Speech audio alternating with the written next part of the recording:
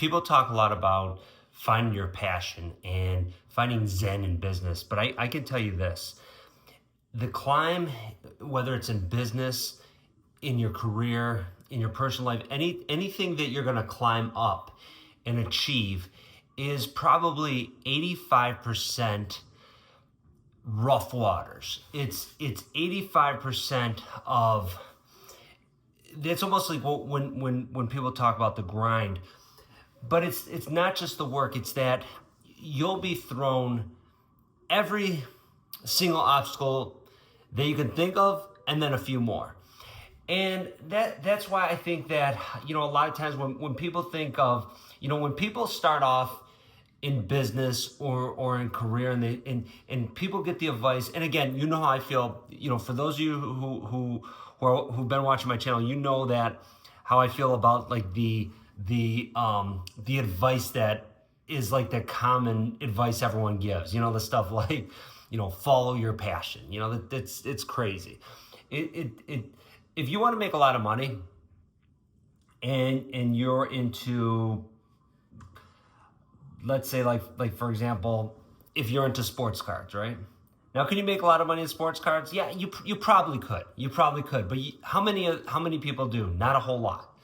So if your goal in life is to make just a boatload of money, then go where the money is. Get a career where the money is. Get a career in finance or in tech, or start a business where you're doing something. Maybe you're upgrading people's AI systems, or you're doing something where you're networking small companies' computers to their different offices. Just something, and that's just off the top of my head. But you go where the money is. You don't follow your passion. So my point is this. When people start off with, well, I'm going to find something, I'm going to love to, I got to do something so I love to work. People say, oh, you got to love to work. And then, there's a quote by a billionaire, and I forgot his name. It's slipped on my mind. I think he used to own the LA Kings, and I'm trying to think, I think he actually might have passed away a few years ago, but he owned like the, I think he owned Ticketmaster, and some of you guys will know who I'm talking about.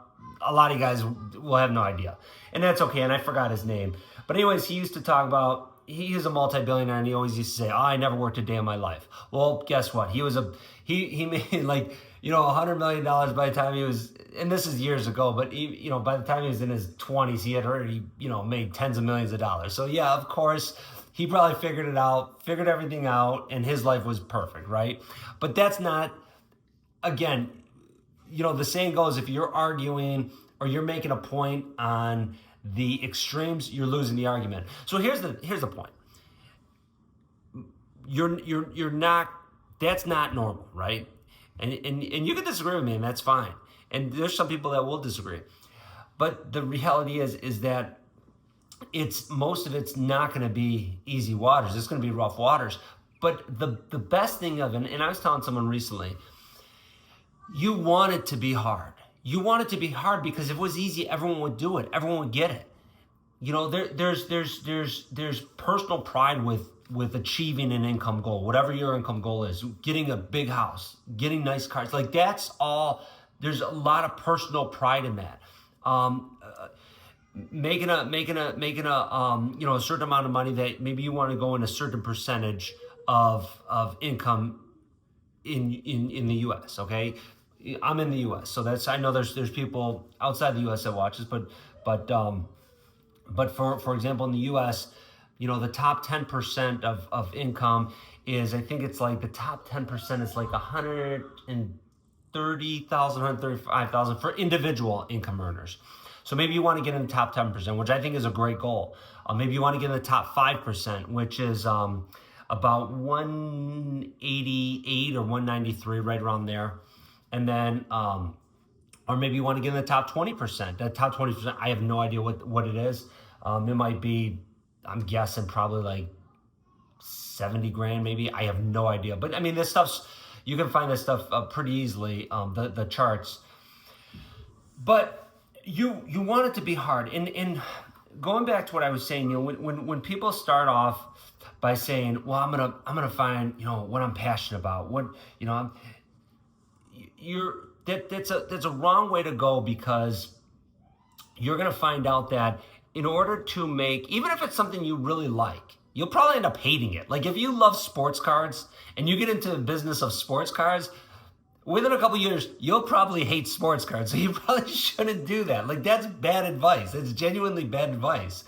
So if sports cards are your hobby, keep that as your hobby, because whatever business you're in, it's going to be hard. You know, if whatever career you're in, if you're going to excel. Now, if you're going to get a job, and I'm not saying this in a disrespectful way, because there's a lot of people who want to get a job, they want to work for a company, and they don't want all the stress, and they don't care about moving up, and maybe they make a good salary, average salary, whatever it is, because everyone's got different goals in life. Some people's goals are, you know, up here. Other people's goals are just, you know, they want to get by. They want to take maybe a vacation a year, you know, have a place and not do much, and that's okay. There's nothing wrong with that. But then there's other people who might want, you know, $1 million house, and they want to take vacations throughout the year, and they want whatever your goal might be.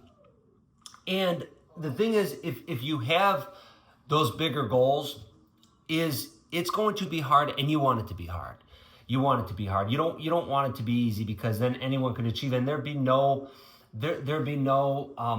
pride in accomplishing it, you know, because, you know, one of the things you'll find as you accomplish things, and as you accomplish more and more and move up in your career, in your business, in your field, in life, you'll find that the more you achieve, the more you do, the better you feel about yourself. And you know, I'm the type of person where, you know, I get down on myself a lot, you know, like if and I'll get frustrated because, you know, I'll set my goals high, and then if I'm not accomplishing them every day, you know, I'll you know, it doesn't make me feel good. You know what I mean?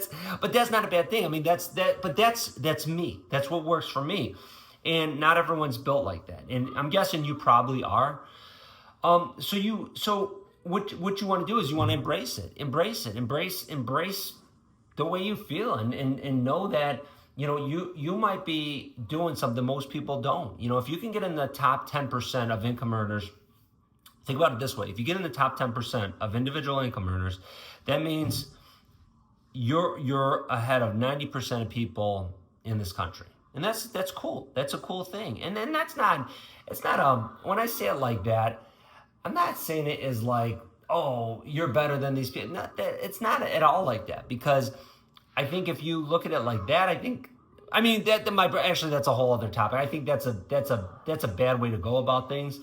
But to just know that you accomplished something, like for example, Olympic athlete. You know, an Olympic athlete can walk around knowing that they're one of the best in the world at what they do, and they walk around knowing they're a champion.